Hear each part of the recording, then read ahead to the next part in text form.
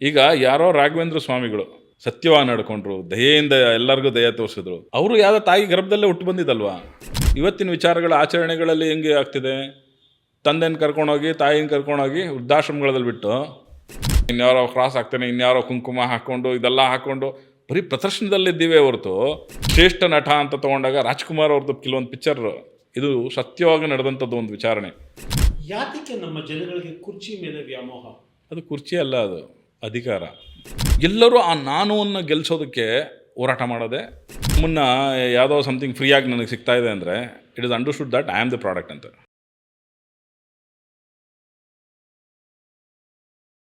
ಒಂದೇ ಧರ್ಮ, ಅದು ಈ 4 ಪ್ರಿನ್ಸಿಪಲ್ಸ್. ಈ ಪ್ರಿನ್ಸಿಪಲ್ಸ್ ಆಫ್ ಲೈಫ್ನ ಯಾರು ಅಳವಡಿಸ್ಕೊತಾರೆ, ಇದು ನೀವು ಎಲ್ಲಿ ಬೇಕಾದ್ರೆ ಅಳವಡಿಸ್ಬೋದು. ಈಗ ಯಾವುದೋ ಒಂದು ಮತದ್ದು ವಿಚಾರನ ತೊಗೊಂಡು ಇನ್ನೊಂದು ಮತಕ್ಕೆ ಸೇರ್ಸೋಕೆ ಆಗದೆ ಇರ್ಬೋದು. ಆದರೆ ಈ 4 ವಿಚಾರ ತೊಗೊಂಡು ನೀವೇ ಟ್ರೈ ಮಾಡಿ ನೋಡಿ, ಯಾವ ಮತದವ್ರು ಇದನ್ನು ಬೇಡ ಅಂತಿದ್ದಾರೆ? ಹೌದು, ಯಾರು ಇರಲ್ಲ, ಎಲ್ಲರೂ ಅದನ್ನು ಅದ್ರ ಬಗ್ಗೆ. ಹೌದಲ್ವಾ? ಎಲ್ಲರೂ ಫೋಕಸ್ಡ್ ಆಗೇ ಇರಬೇಕು ಅಂತ ಎಕ್ಸ್ಪೆಕ್ಟ್ ಮಾಡ್ತಾರೆ. ತಪಸ್ಸು ಎಲ್ಲದರಲ್ಲೂ ಇದೆ, ಶೌಚ ಎಲ್ಲರಿಗೂ ಸಹ ಕ್ಲೀನ್ ಆಗಿರಬೇಕು ಅಂತಾರೆ, ಎಲ್ಲರೂ ಸತ್ಯವಾಗಿ ನಡಿ ಅಂತಾರೆ, ಎಲ್ಲರೂ ದಯಾ ತೋರಿಸಿ ಅಂತಲೇ ಹೇಳ್ತಾರೆ. ಅಂದರೆ ಇದು ಎಲ್ಲರಿಗೂ ಸಂಬಂಧಪಟ್ಟ ವಿಚಾರ ಅಲ್ವಾ? ಹೌದು. ಹಾಗಾದರೆ ಇದೇ ಅದು ಧರ್ಮ. ಈಗ ನೀವು ಯಾರೋ ಒಬ್ಬರಿಗೆ ಸಾಲ ಕೊಟ್ಟಿರ್ತೀವಿ, ಅವ್ನು ಸಾಲ ಕೊಟ್ಟಿಲ್ಲ ಅಂದರೆ ಅವನಿಗೆ ಹತ್ರ ಹೋಗಿ ಏನು ಮಾತಾಡ್ತೀರಿ? ಏನು ಇರಲ್ಲ, ಅಪ್ಪ ಒಂಚೂರು ಧರ್ಮವಾಗಿ ನಡ್ಕೊಳ್ಳಯ್ಯ ಅಂತ ಕೇಳ್ತೀರಾ. ಓಕೆ, ಹಾಗಾದ್ರೆ ಧರ್ಮ ಅಂದ್ರೇನು? ಈಗ ನೀವು ಸಾಲ ಕೊಟ್ಟಿಲ್ಲ ಅಂತ ಹೇಳಿ ಅವನ ಹತ್ರ ಮಾತಾಡ್ತೀರಿ ಅಂದರೆ, ಸಾಲ ತೀರಿಸಿಲ್ಲ ತಾರ್ಸತಿ ಅವನು ವಾಪಸ್ ಕೊಟ್ಟೆ ತೀರಿಸಿಲ್ಲ ಅಂದರೆ ಸ್ವಲ್ಪ ಧರ್ಮವಾಗಿ ನಡಿ ಅಂತ ಹೇಳ್ತೀವಿ. ನಾನು ಕೊಟ್ಟಿಲ್ಲ ಅಂತಿದ್ದನ್ನು ನಾನು ಬೇರೆ ಅರ್ಥ ಮಾಡ್ಕೊಂಡೆ. ಓಕೆ, ಹೌದಲ್ವಾ? ಹೌದು. ಅವನ ಹತ್ರ ಧರ್ಮವಾಗಿ ನಡಿ ಅಂತ ಕರಿತೀರಿ. ಯಾಕಂದ್ರೆ ಧರ್ಮ ಅಂದ್ರೇನು? ಸತ್ಯವಾಗಿ ನಡ್ಕೊ ಅನ್ನೋದು. ಅದು 4 ಒಂದು ಭಾಗ ಅಲ್ವಾ? ಅದನ್ನ ಪಾಲನೆ ಮಾಡುವಂತ. ನೀವು ಯಾರನ್ನ ಏನಾದರೂ ಒಂದು ಸ್ವಲ್ಪ ದಯೆ ಇಲ್ಲದೆ ಅವನ್ನ ನಡ್ಕೊತೇನೆ ಅಂದರೆ ಸ್ವಲ್ಪ ಧರ್ಮವಾಗಿ ನಡ್ಕೊಳ್ಳಯ್ಯ ಅಂದರೆ ದಯೆ ಸೇರ್ತು ಅಲ್ಲಿ. ನೀವು ಎಲ್ಲೂ ಅಲ್ಲಿ ಧರ್ಮ ಅಂದ್ಬಿಟ್ಟು ನೀವು ಹಿಂದೂ ಧರ್ಮದ ಥರ ನಡ್ಕೊಳ್ಳಯ್ಯ ಅಂತ ಯಾರಾದ್ರೂ ಕೇಳಿದ್ದೀವಾ? ಇಲ್ಲ ಇಲ್ಲ. ಕ್ರೈಸ್ತ ಧರ್ಮದ ಥರ ನಡ್ಕೊಳ್ಳಯ್ಯ ಅಂತ ಕೇಳಿದೀವ? ಇಲ್ಲ. ಓಕೆ, ಅವೆಲ್ಲವೂ ಮತ. ಧರ್ಮ ಮತ್ತು ಮತಕ್ಕೆ ಅದರದೇ ಆದಂಥ ಡಿಫ್ರೆನ್ಸಸ್ ಇದೆ. ಇಂಟ್ರೆಸ್ಟಿಂಗ್. ಸೊ ಧರ್ಮನ ಮತದ ಜೊತೆಗೆ ಸೇರಿಸಿ ಜನ ಅವ್ರವ್ರು ಪೊಲಿಟಿಸೈಸ್ ಮಾಡ್ಕೊಂಡು ಮಾತಾಡ್ತಿದ್ದಾರೆ. ಈಗ ಯಾರೋ ರಾಘವೇಂದ್ರ ಸ್ವಾಮಿಗಳು ಗುರುಗಳು, ನಾನು ಅವ್ರನ್ನ ಅಪಾರವಾಗಿ ನಂಬುವಂಥ ಗುರುಗಳವರು, ಅವರು ನಡೆದು ಬಂದ ದಾರಿಯಲ್ಲಿ ಧರ್ಮದ ಹಾದಿಯಲ್ಲಿ ನಡೆದ್ರು. ಅವ್ರು ಕಷ್ಟ ಬಂದಾಗೂ ಅವರು ದಾರಿ ತಪ್ಪಲಿಲ್ಲ. ಅವರು ವಿದ್ಯೆಯನ್ನು ಫೋಕಸ್ಡಾಗಿ ತಪಸ್ಸು ಮಾಡಿದ್ರು, ಕಲಿತರು, ಸತ್ಯವಾಗಿ ನಡ್ಕೊಂಡ್ರು, ದಯೆಯಿಂದ ಎಲ್ಲರಿಗೂ ದಯೆ ತೋರಿಸಿದ್ರು. ಇವತ್ತೂ ದಯೆ ತೋರಿಸಿದ್ದಾರೆ ಜನಗಳ ಮೇಲೆ. ಹಾಗಾಗಿ ಅವ್ರು ದೇವರಾದರು. ಅವರು ಯಾವುದೋ ತಾಯಿ ಗರ್ಭದಲ್ಲೇ ಹುಟ್ಟು ಬಂದಿದ್ದಲ್ವಾ? ಹೌದು, ಅವ್ರು ದೇವರಾದರು. ಇವತ್ತು ಸೈಂಟಿಸ್ಟ್ಗಳು ನೋಡಿ, ಅಬ್ದುಲ್ ಕಲಾಂನಂತವರು, ಅವ್ರನ್ನೂ ನಾವು ಇವತ್ತು ದೇವ್ರ ಥರನೇ ನೋಡ್ತೀವಿ. ಈಗ ಸೈನ್ಸ್ ವಿಚಾರಗಳಲ್ಲಿ ಬಂದರೆ ಈಸ್ ಎ ಗಾಡ್. ಇವತ್ತು ನಮ್ಮಲ್ಲಿ ಅಟಾಮಿಕ್ ಎನರ್ಜಿನ ಟೆಸ್ಟ್ ಮಾಡಬೇಕಂದ್ರೆ, ಅಟಾಮಿಕ್ ಬಾಂಬ್ ಟೆಸ್ಟ್ ಮಾಡಬೇಕಂದ್ರೆ ಈ ವಾಸ್ ದ ಮೇನ್ ಮ್ಯಾನ್. ಇವತ್ತು ನಮ್ಮ ಸೆಕ್ಯೂರಿಟಿ, ದೇಶದ ಸೆಕ್ಯೂರಿಟಿ ಅವಶ್ಯ ಮಾಡಿದ ಈಸ್ ಅ ಗಾಡ್. ಸೊ ಧರ್ಮದ ಹಾದಿಯಲ್ಲಿ ಯಾರೇ ನಡೆದ್ರು ಅವನು ದೇವರಾಗ್ತಾನೆ.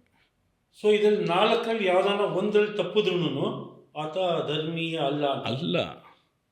ಓಕೆ, ಈಗ ಇದಕ್ಕೆ ಸೇರ್ತಾ ಹೇಳ್ತಾ ಹೋಗ್ತೀನಿ. ಈಗ ಧರ್ಮ ಆಚರಣೆ ಮತ್ತು ಅದ್ರ ವಿಚಾರಣೆ ಅಂತ ಯೋಚನೆ ಮಾಡ್ತೀನಿ.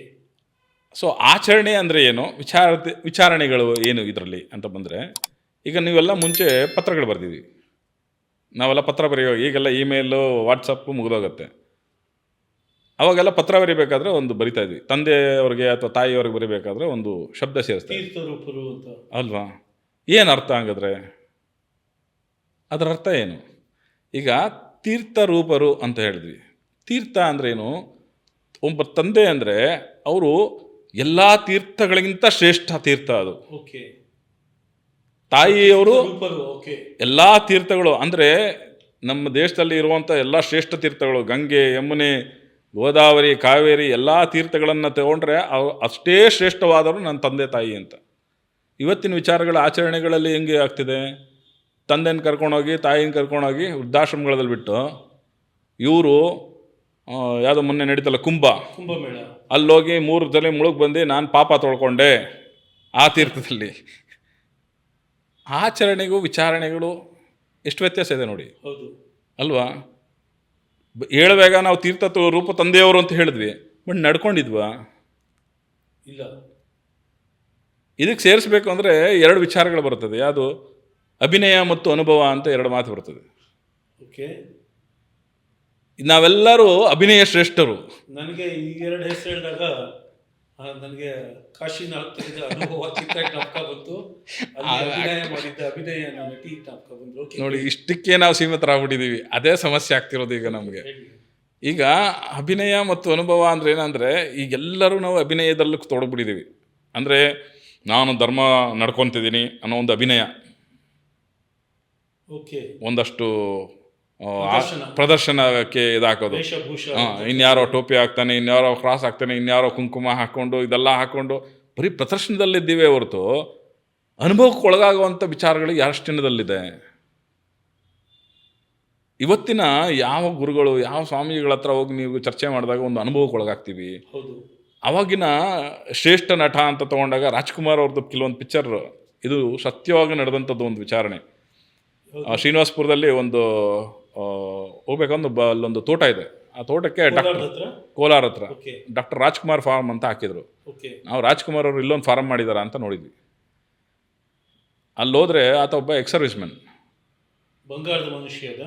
ಹಾಂ, ಆತ ಅದನ್ನು ನೋಡ್ಕೊಂಡು ಬಂದು ಆ ಪಿಕ್ಚರ್ನ ನೋಡಿ ಆತ ಒಂದು ಅನುಭವಕ್ಕೊಳಗಾಗಿ ತನ್ನ 10 ಎಕರೆ ಜಮೀನನ್ನು, ಕಲ್ಲು ಜಮೀನನ್ನು ಇವತ್ತು ಹೊಡೆದು ಒಂದು ಅದ್ಭುತವಾದ ತೋಟ ಮಾಡಿದ್ದಾನೆ, ಮಾವಿನ ತೋಟ ಮಾಡಿದ್ದಾನೆ. ಸರ್, ರಾಜ್ಕುಮಾರ್ ಅಂತ ಶ್ರೇಷ್ಠ ಅಭಿನಯವನ್ನು ನೋಡಿ ಆತ ಒಂದು ಅನುಭವಕ್ಕೊಳಗಾದ. ಇವತ್ತು ಎಷ್ಟು ಜನ ಇದ್ರ ಬಗ್ಗೆ ಮಾತಾಡ್ತಿರೋಂಥವ್ರು. ಆ ಚಿತ್ರದಲ್ಲಿ ಒಂದು ಹಾಡು ಬರುತ್ತೆ, ಆಗದು ಎಂದು ಕೈಲಾಗದು ಎಂದು. ಎಸ್, ತುಂಬ ಜನಕ್ಕೆ ನಾನು ಸೋಲ್ತಿದ್ದೀನಿ ಅನ್ನೋವಾಗ ಆ ಹಾಡು ಒಂದ್ಸಲ ಕೇಳಿಸ್ಕೊಂಡ್ರೆ ಭಾಳ ಸ್ಫೂರ್ತಿ ಸಿಕ್ಕಿದೆ ಅಂತ ನನ್ನ ಸ್ನೇಹಿತರೆ ಸಾಕಷ್ಟು ಜನ ಹೇಳಿದ್ದಾರೆ. ಭಾಳ ಸಲ ನಾನು ಎಲ್ಲರಿಗೂ ಇದ್ದಂಗೆ ನನಗೂ ಸ್ವಲ್ಪ ಲೋ ಟೈಮ್ಸ್ ಬರುತ್ತೆ. ಕರೆಕ್ಟ್ ಹೇಳ್ತಿರೋದು, ಸಾರಿ ಹೇಳಿ. ಸೊ ಅದರಲ್ಲಿ ಒಂದು ಅಭಿನಯ, ಅದು ರಾಜ್ಕುಮಾರ್ ಅವರು ಅಭಿನಯ ಮಾಡಿದ್ರು, ಅದಾದಮೇಲೆ ಅದು ಮುಗೀತು. ನೆಕ್ಸ್ಟ್ ಇನ್ಯಾವುದೋ ಪಿಕ್ಚರ್ ಮಾಡಿದ್ರು, ರಾಘವೇಂದ್ರ ಮಹಿಮೆ ಮಾಡಿದ್ರು. ಬಟ್ ಇಲ್ಲಿ ಒಬ್ಬ ಪ್ರೇಕ್ಷಕನಾಗಿ ಅವನೊಂದು ಅನುಭವಕ್ಕೊಳಗಾದ. ಓಕೆ. ಹಾಗೆ ಈ ನಮ್ಮ ಧರ್ಮಾಚರಣೆಗಳು, ಧರ್ಮ ವಿಚಾರಗಳು ನಮ್ಮನ್ನೊಂದು ಅನುಭವಕ್ಕೊಳಪಡಿಸ್ಬೇಕು. ನಾವು ಅದ್ರ ತಕ್ಕನಾಗಿ ಬದಲಾವಣೆಗಳಾಗಬೇಕು. ಆವಾಗ ನಮ್ಮಲ್ಲಿ ಏನೋ ಒಂದು ವಿಚಾರಗಳಿರ್ತವೆ. ಈಗ ನೀವು ಹೇಳಿದ್ದೊಂದು, ಈಗ ನಾನು ಹೇಳಿದ ಧರ್ಮದ ಬಗ್ಗೆ, ಈಗ ತೀರ್ಥರೂಪ ಅಂತ ಬರೆಯೋದು ಬೇರೆ, ತೀರ್ಥರೂಪ ನಡ್ಕೊಳ್ಳೋದು ಬೇರೆ. ಹೌದು. ಈಗ ಕುಂಭದಲ್ಲಿ ಹೋಗಿ ಬಂದರೆ, ತೀರ್ಥ ಸ್ನಾನ ಮಾಡಿದ್ರೆ ನಿಮ್ದೆಲ್ಲ ಪಾಪ ತೊಳಿತಾ, ಅಥವಾ ಅದು ಭ್ರಮೆ. ತಂದೆ ತಾಯಿಯ ಅವರ ನೋವಿನ ದಿನದಲ್ಲಿ ಅಲ್ಲಿ ಮಿಂದಿದ್ರೆ ನಿಮಗೆ ಪಾಪ ಕಳೆಯುತ್ತ. ಇವೆರಡು ವಿಚಾರಗಳನ್ನ ಯೋಚನೆ ಮಾಡಬೇಕಾಗುತ್ತೆ. ಮತ್ತು ಈ ಜಾತಿ ಅನ್ನೋದೇನು? ಜಾತಿ ಅಂತ ಬಂದಾಗ ಈಗ ಒಂದೇ ಥರದ ಯೋಚನೆಗಳು, ಆದರೆ ಎರಡು ವಿಭಿನ್ನವಾದ ರೂಪಗಳು, ಅವನ್ನ ಜಾತಿ ಅಂತ ಕರಿಬೋದು. ಈಗ ಮನುಷ್ಯ ಜಾತಿಯಲ್ಲಿ ಎಷ್ಟಿದೆ ಅಂದರೆ ಎರಡೇ ಇದೆ, ಗಂಡು ಹೆಣ್ಣು ಅಲ್ವಾ? ಇಬ್ಬರು ನೋಡೋಕ್ಕೆ ವಿಚಾರಗಳು ಎಲ್ಲ ಇರಬಹುದು, ಆದರೆ ನಮ್ಮ ನೋಡುವಂಥ ವಿಚಾರಗಳು ಅಥವಾ ನಮ್ಮ ಫಿಸಿಕಲ್ ಚೇಂಜಸ್ಗಳು ಎರಡು, ಅಪಿಯರೆನ್ಸ್ ಎರಡು ಬೇರೆ ಬೇರೆ ಇದೆ. ಇದನ್ನು ನಾವು ಜಾತಿ ಅಂತ ಕರಿಬೋದು. ಆದರೆ ಮುಂಚಿನವರು ಮಾಡಿದ್ದೇನು ವರ್ಣಭೇದ ಅಂತಿತ್ತು. ಅವ್ರವ್ರ ಕೆಲಸದಲ್ಲಿ ಏನೇನಿದ್ದಾರೆ, ಅವರ ಆಲೋಚನೆಗಳಲ್ಲಿ ಏನೇನಿದ್ರು. ಇವತ್ತು ನಾನು ಬೆಳಗ್ಗೆಯಿಂದ ಸಾಯಂಕಾಲ ತೊಗೊಂಡ್ರೆ ನನ್ನಲ್ಲಿ ಎಲ್ಲ ವರ್ಣಗಳು ಕಾಣಿಸ್ಬೋದು ನಿಮಗೆ. ನಾನು ಬ್ರಾಹ್ಮಣ, ನಾನು ಕ್ಷತ್ರಿಯ, ನಾನು ಶೂದ್ರ, ನಾನು ವೈಶ್ಯ, ಎಲ್ಲವೂ ಇದೆ ನನ್ನಲ್ಲಿ. ಜ್ಞಾನಾರ್ಜನೆಗೆ ಅಂತ ಕೂತ್ರೆ ನಾನು ಬ್ರಾಹ್ಮಣ. ಹೌದು. ಜ್ಞಾನವ ಈಗ ಇನ್ನೊಬ್ರಿಗೆ ನಾನು ಕನ್ಸಲ್ಟೆನ್ಸಿಲಿ ಕೂತ್ರೆ, ಹೌದು ನಾನು ಬ್ರಾಹ್ಮಣ, ಅವ್ರಿಗೆ ಜ್ಞಾನ ಕೊಡ್ತಾ ಇದ್ದೀನಿ, ಜ್ಞಾನ ಪಡಿತಾ ಇದ್ದೀನಿ. ಅದೇ ಜ್ಞಾನ ಮುಂದೆ ವ್ಯಾಪಾರಕ್ಕಾಗುತ್ತೆ, ನಾನು ವೈಶ್ಯ. ನಾನು ಹೋಗಿ ಡಾಕ್ಯುಮೆಂಟೇಷನ್ ಇನ್ನೊಂದು ನಾನು ಫಿಸಿಕಲ್ ವರ್ಕ್ ಮಾಡಿದೆ, ನಾನು ಶೂದ್ರ. ಹೌದಲ್ವಾ? ಹೌದು. ಈಗ ನನ್ನನ್ನು ನಾನು ರಕ್ಷಣೆ ಮಾಡ್ಕೋಬೇಕಂತ ಹೇಳಿ ನಾನು ನನ್ನ ಬಾಡಿ ಬಿಲ್ಡಿಂಗ್ ಮಾಡೋದು ಅಥವಾ ಇನ್ನೊಂದು ಫಿಸಿಕಲಿ ನಾನು ಸ್ಟ್ರಾಂಗ್ ಆಗಬೇಕು, ನಾನು ಕ್ಷತ್ರಿಯ. ಎಲ್ಲವೂ ಇದೆ ನನ್ನಲ್ಲಿ. ಓಕೆ. ಆಗ ಕೆಲವೊಂದು ಪಂಗಡಗಳನ್ನ ಮಾಡಿ ನೀನು ಇಂಥದ್ದೇ ಮಾಡು, ನೀನು ಇಂಥದ್ದೇ ಮಾಡು ಅಂತ ಮಾಡಿದ್ರು. ಅದು ಆಗ ಕಾಲಕ್ರಮೇಣ ಬದಲಾದಾಗ ಎಲ್ಲವೂ ನನ್ನಲ್ಲೇ ಇದೆ. ಈಗ ಹೌದು, ಎಲ್ಲ ವರ್ಣಗಳು ನನ್ನಲ್ಲೇ ಇದೆ. ಈಗ ನಾವು ಏಕಸ್ವಾಮ್ಯವಾಗಿ ಎಲ್ಲವನ್ನೂ ನಡೆಸ್ತಾ ಇದ್ದೀವಿ. ಸೊ ಹಾಗಾಗಿ ಜಾತಿ ಅಂತ ಇವರು ಗುದ್ದಾಡೋದು ಆಗಲಿ, ಇದು ಏನಂದರೆ ಪೊಲಿಟಿಕ್ಸಲ್ಲಿ ಈಗ ಪೊಲಿಟಿಷಿಯನ್ಸ್ಗಳಿಗೆ ಅವ್ರಿಗೆ ವೋಟ್ ಬ್ಯಾಂಕ್ಗಳ ವಿಚಾರಗಳಿಗೆ ಈಗ ಅದಕ್ಕೆ ಯೋಚನೆ ಮಾಡಿದ್ರೆ again it may get into controversial thought. Okay. ಈಗ ಕೆಲವೊಂದ್ಸಲಿ ಏನು ಈಗ ಇದು ಕೊಡ್ತಿದಾರಲ್ಲ ಏನೋ ಸಬ್ಸಿಡೀಸು ಸಬ್ಸಿಡೈಸ್ಡ್ ಫ್ರೀ ಬೀಸ್ಗಳನ್ನ ಕೊಡ್ತಾರಂಥದ್ದು ಎಷ್ಟು ಸತ್ಯ ಇದು? ಯಾಕೆ? ಆದರೆ ಎಲ್ಲರಿಗೂ ತಲುಪ್ತಾ ಇದೆಯಾ? ಈಗ ಅಲ್ಪಸಂಖ್ಯಾತರಿಗೆ ಏನೋ ಕೊಡಬೇಕು ಅಂತ ಎಲ್ಲ ಅಲ್ಪಸಂಖ್ಯಾತರಿಗೆ ತಲುಪಿದೆಯಾ ಇದು? ಯಾರು ಇದನ್ನು ಪಡಿತಾ ಇದ್ದಾರೆ ಅವರೇ ಪಡಿತಾ ಇದ್ದಾರೆ. ಹೌದು. ಯಾರೊಬ್ಬ KS ಮಾಡಿರ್ತಾನೆ, ಅವನ ಮಗನಿಗೆ ಮೆಡಿಕಲ್ ಸೀಟ್ ಬೇಕು, ಅವನು ಈ ಇದರಲ್ಲಿ ಹಾಕ್ಕೊಂತಾನೆ. ಓಕೆ. ಪಾಪ ಯಾವುದೋ ಗ್ರಾಮೀಣ ಭಾಗದಲ್ಲಿ ಯಾವುದೋ ಯಾದಗಿರಿಲಿರುವಂಥ ಅದೇ ಟ್ರೈಬಲ್ ಕಮ್ಯುನಿಟಿಯವರು ಅಥವಾ ಅದೇ ಶೆಡ್ಯೂಲ್ ಕಾಸ್ಟ್ ಕಮ್ಯುನಿಟಿಯವರು ಪಾಪ ಅವ್ರಿಗೆ ಇದು ಅಪ್ರೋಚೇ ಮಾಡೋಕ್ಕಾಗ್ತಿಲ್ಲ. ಹೌದು. ಅವ್ರು ಒನ್ ಟೈಮು ಲೈಫಲ್ಲಿ ಇದನ್ನೆಲ್ಲ ತೊಗೊಂಡೇ ಇಲ್ಲ, ಆಪರ್ಚುನಿಟಿಗಳೇ ಇಲ್ಲ ಅವ್ರಿಗೆ. ಯಾಕಿಲ್ಲ? ಗೊತ್ತಿಲ್ಲ ಎಷ್ಟೋ ಜನಕ್ಕೆ. ಯಾಕೆ ಈ ಥರ? ಈಗ ಇಲ್ಲಾರೋ ತಂದೆಗೆ ನಾನು ಸ್ಕೂಲಿಂಗ್ ಓದಬೇಕಾದ್ರೆ ನಮ್ಮ ಸ್ಕೂಲ್ನಲ್ಲೇ ಒಂದು ಹುಡುಗಿದ್ಲು. ಆಕೆ ತಂದೆ ಇಸ್ರೋ ಸೈಂಟಿಸ್ಟು, ತಾಯಿ ಇಸ್ರೋ ಸೈಂಟಿಸ್ಟ್. ಅವ್ರಿಗೇನೋ ಟ್ರಾನ್ಸ್ಫರ್ ಅದ್ರ ಮೇಲೆ ಬಂದರು.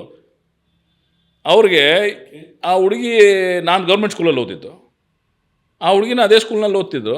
ಅವ್ರಿಗೆ ಏನೋ free book, free uniform, okay, they were afford ಮಾಡೋಕ್ಕೆ ಕೆಪಾಸಿಟಿ ಇತ್ತು. ಕಾರಣಾಂತರದಿಂದ ಆ ಸ್ಕೂಲಿಗೆ ಬಂದಿದ್ದವರು for on 1 year of transformation. ಈಗ ಕೆಲವು ಇಂಟರ್ಪ್ರಿಟೇಷನ್ಸ್ ಬರ್ತಾ ಇದೆ ಇದರಲ್ಲೂ.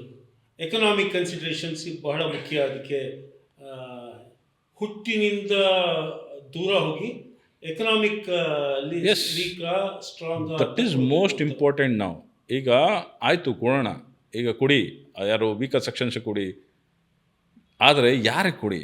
ಈಗ ಒಂದು ಸಾರಿ ಅವ್ರು ಆಲ್ರೆಡಿ ತೊಗೊಂಡಾಗಿದೆ, ಅವ್ರನ್ನ ಮತ್ತೆ ಯಾಕೆ ಕೊಡ್ತೀರಿ? ಆ ಲೀನೇಜಿಗೆ ಮತ್ತೆ ಕೊಡಲೇಬೇಡಿ. ಈಗ ತಂದೆ ತೊಗೊಂಡಿದ್ರೆ ಅಥವಾ ತಾಯಿ ತೊಗೊಂಡಿದ್ರೆ ಮಕ್ಕಳಿಗೆ ಹಾಕಬೇಕು. ಅವರ ಹಂತ ಮೀರಿ ಬೆಳೆದಿದ್ದಾರೆ, ಅವ್ರು ಆಲ್ರೆಡಿ ಬೆಳೆದಿದ್ದಾರಲ್ಲ, ಈಗ ಅವ್ರು ಅಫೋರ್ಡ್ ಮಾಡೋ ಕೆಪಾಸಿಟಿ ಇದೆ ಅಲ್ವಾ? ಸತ್ಯ. ಬೇರೆಯವ್ರಿಗೆ ಬಿಟ್ಕೊಡಿ ಆ ಜಾಗನ. ಎಷ್ಟು ಜನಕ್ಕೆ ಈ ಒಳ್ಳೆ ಮನಸ್ಸಿದೆ ಇವಾಗ? ಓಕೆ, ಇದು ಈ ನನ್ನ ಮನಸ್ಸಿನಲ್ಲಿ ಇರಲಿಲ್ಲ ಇದು. ಇವಾಗ ಮಾತಾಡ್ತಾ ಈ ಒಂದು ಸೆಂಟೆನ್ಸಿಂದ ನನಗೆ ಹುಟ್ಕೊಳ್ತು. ಯಾತಕ್ಕೆ ನಮ್ಮ ಜನಗಳಿಗೆ ಕುರ್ಚಿ ಮೇಲೆ ವ್ಯಾಮೋಹ? ಅದು ಕುರ್ಚಿ ಅಲ್ಲ, ಅದು ಅಧಿಕಾರ.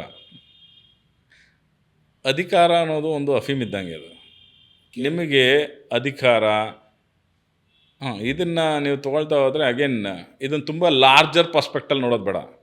ಸಿಂಪಲ್ ಒಂದು ಫ್ಯಾಮಿಲಿ ಒಳಗಡೆ ನೋಡೋಣ. ಈಗ ಗಂಡ ಹೆಂಡತಿ ಮಧ್ಯದಲ್ಲೇ ಯೋಚನೆ ಮಾಡೋಣ. ಈಗ ಅಧಿಕಾರ ಅಂತ ಬಂದಾಗ ಈಗ ಮನೇಲಿರುವಂಥ ಗಂಡ ಹೆಂಡ್ತಿಲಿ ಹೆಂಡ್ತಿ ಏನೋ ಎಕ್ಸ್ಪೆಕ್ಟೇಷನ್ಸ್ಗಳಿರ್ತಾಳೆ. ಏನು, ನನ್ನ ತಂದೆ ತಾಯಿಗೆ ನೋಡಿಕೊಂಡ್ರೆ I am a little princess ಅಂತ ಅವ್ರು ಮಾತಾಡ್ತಾರೆ. ಆಕೆನ ಹಂಗೆ ಟ್ರೀಟ್ ಮಾಡಬೇಕು ಅಂತ ಎಕ್ಸ್ಪೆಕ್ಟ್ ಮಾಡ್ತಾರೆ. ಹೌದು. ಆದರೆ ಆಕೆ ಗಂಡನ ಹೆಂಗೆ ಟ್ರೀಟ್ ಮಾಡ್ತಿರ್ತಾರೆ?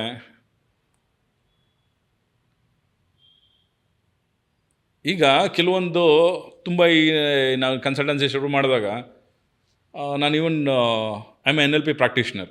ಹೌದು. ಸೊ ಹಾಗಾಗಿ ನಾನು ಕೆಲವೊಂದು ಫ್ಯಾಮಿಲಿ ಕೌನ್ಸಿಲಿಂಗ್ ಮಾಡಿದ್ದೀನಿ. ಕೆಲವೊಂದು ಈ ಪಾನ ಏನು ಹೇಳ್ತೀರಾ ನೀವು, ಡಿ ಅಡಿಕ್ಷನ್ ಸೆಂಟರ್ಗಳಲ್ಲಿ ಹೋಗಿ ನಾನು ಕೌನ್ಸಿಲಿಂಗ್ ಮಾಡಿದ್ದೀನಿ. ತುಂಬ ಕಡೆ ಅಲ್ಲಿ ಒಂದೇ ವಿಚಾರಗಳು ಅರ್ಥ ಆಗ್ತಿದ್ದು ನನಗೆ. ಹೆಂಡತಿಯ ಎಕ್ಸ್ಪೆಕ್ಟೇಷನ್ಸು, ಗಂಡನ ಎಕ್ಸ್ಪೆಕ್ಟೇಷನ್ಸ್ ಏನು ಅಂತ. ಇದರಲ್ಲಿ ಫಸ್ಟ್ ಬೇಸಲ್ಲಿ ಸ್ಲಿಪ್ ಆಗೋದೇ ರೆಸ್ಪೆಕ್ಟ್ ಅನ್ನೋ ವಿಚಾರದಲ್ಲಿ. ಈ ಅಧಿಕಾರ, ಈ ಮರ್ಯಾದೆ, ಈ ವಿಚಾರಗಳು ಬಂದಾಗ ಅದೇನೋ ನಾನು ಅನ್ನೋದೊಂದು ಬರುತ್ತೆ. ಓಕೆ, ಅದು ಸೊ ಅದನ್ನು ರೆಸ್ಪೆಕ್ಟ್ ಮಾಡಬೇಕಾಗಿರೋದು ಮೋಸ್ಟ್ ಇಂಪಾರ್ಟೆಂಟ್. ಈಗ ಎಲ್ಲರೂ ಆ ನಾನುವನ್ನು ಗೆಲ್ಲಿಸೋದಕ್ಕೆ ಹೋರಾಟ ಮಾಡೋದೇ ಅದೇ ಅಧಿಕಾರ. ಓಕೆ, ಎಲ್ಲರಿಗೂ ಅಧಿಕಾರದ ಅವಶ್ಯಕತೆ ಇದೆ. ಎಲ್ಲರೂ ಅಧಿಕಾರ ಹಿಡಿಬೇಕು ಅಂತ ಆಸಕ್ತಿ. ಈಗ ಹೆಂಡ್ತಿ ತಾನು ಹೇಳ್ತಾಳೆ ನಾನು ಲಿಟಲ್ ಪ್ರಿನ್ಸಸ್ ಅಂತ. ಸರಿ, ನಿನ್ನ ಗಂಡನ ಹೆಂಗೆ ಟ್ರೀಟ್ ಮಾಡಬೇಕು? ಅವನ ಪ್ರಿನ್ಸ್ ಥರ ಯೂಸ್ ಮಾಡ್ಬೇಕು ನೀನು. ನಾನು ಪ್ರಿನ್ಸಸ್ ಆದರೆ ಆತ prince, you should treat him as a prince, then only you will get that princess respect.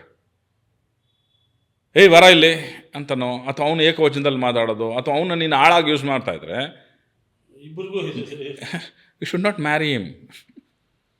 You should keep him as you actually require an assistant, not a husband, not a spouse. ಅದು ಎರಡು. So ಆತನಿಗೂ ಅದೇನೆ, ನೀನು ಆಕೆನ respect ಮಾಡೋಕ್ಕೆ ಬರಲ್ಲ ಅಂತ ಅಂದರೆ ನೀನು ಆಕೆನ ಕೆಲಸದೋಳ್ ಥರ ಯೋಚನೆ ಮಾಡ್ತಿದ್ರೆ ನೀನು ಕೆಲಸದೋಳ್ ಗಂಡ ಬಿಟ್ಟರೆ you can't be a king. So ಈ ಮ್ಯೂಚುವಲ್ ರೆಸ್ಪೆಕ್ಟ್ ಅನ್ನೋದು ಬರಬೇಕು. ಇಬ್ಬರೂ ಒಂದು ಅಧಿಕಾರನ ನಾನ್ ಗ್ರೇಟು ಅನ್ನೋ ಒಂದು ಹುಚ್ಚುತನ ಇದೆಯಲ್ಲ, ಆ ಹೋರಾಟದಿಂದನೇ ಅರ್ಧಕ್ಕರ್ಧ ಇವತ್ತು ಸಮಸ್ಯೆಗಳು ಶುರುವಾಗುತ್ತೆ. ಇದರಲ್ಲಿ ಯಾವುದೋ ಒಂದು ಚೇರಿನ ವ್ಯಾಮೋಹ ಅಲ್ಲ, ಅದು ನಾನು ಅನ್ನೋ ಅಧಿಕಾರದ ವ್ಯಾಮೋಹ. ನಮ್ಮ ಯೂತ್ ಯಂಗ್ ಜೆನ್ಸಿ ಆಗಿರ್ಬೋದು ಅಥವಾ ಅದಕ್ಕಿಂತ ಸ್ವಲ್ಪ ಮೇಲ್ಪಟ್ಟು ಒಂದು 25-30 ವರ್ಷ ಇರೋ ಜನ, ಅವರು ತಮ್ಮ ಲೈಫಲ್ಲಿ ಇಂಗ್ಲೀಷಲ್ಲಿ ಹೇಳೋಂಗೆ they will be finding their bearings, ಅವರ ಹಾದಿನ ಕಂಡಿಡ್ಕೋತಾ ಇರ್ತಾರೆ. ಅವ್ರುಗಳಿಗೆ ಈ ಒಂದು ವಿಚಾರಧಾರೆಯಲ್ಲಿ ನಿಮ್ಮ ಮೆಸೇಜ್ ಏನು? ಸುಮ್ಮನೆ ನೀವು ಕುರುಡುತನದಲ್ಲಿ ಯಾರೋ ಏನೋ ಹೇಳ್ತಿದ್ದಾರೆ, ಅದನ್ನು ನಾನು ಯೋಚನೆ ಮಾಡಬೇಕು. ಈಗ ಲಾರ್ಜರ್ ಪರ್ಸ್ಪೆಕ್ಟಿವಲ್ಲಿ ಇದು ನೋಡಿದಾಗ ಸೇಮ್, ಈಗ ನಮ್ಮನ್ನು ಯಾವುದೋ ಸಮಥಿಂಗ್ ಫ್ರೀಯಾಗಿ ನನಗೆ ಸಿಗ್ತಾ ಇದೆ ಅಂದರೆ it is understood that I am the product ಅಂತ. So don't get into anything into ಫ್ರೀಯಾಗಿ ಏನೇ ಸಿಗ್ತಾ ಇದೆ ಅಂದರೆ that you are the product. It is very clearly evident ಅದು. So don't take everything into a granted. Respect everything and try to learn everything. ಇವತ್ತಿನ ಕಾಲದಲ್ಲಿ ಏನಾಗ್ಬಿಟ್ಟಿದೆ, ಯಾವುದನ್ನು ತರ್ಕ ಮಾಡುವಂಥ ಉದ್ದೇಶ ಇಲ್ಲ. ಯಾರೋ ಏನೋ ಹೇಳಿದ್ರು ಅದನ್ನು ಕೇಳು, ಅದನ್ನು ಪ್ರಚಾರ ಮಾಡು. ಫಾರ್ವರ್ಡಿಂಗ್ ಇವತ್ತು ಬೆಳಗ್ಗೆ ಸಾಯಂಕಾಲ ಮಾಡ್ತಿರೋದು ಹುಡುಗರು ಏನಂದರೆ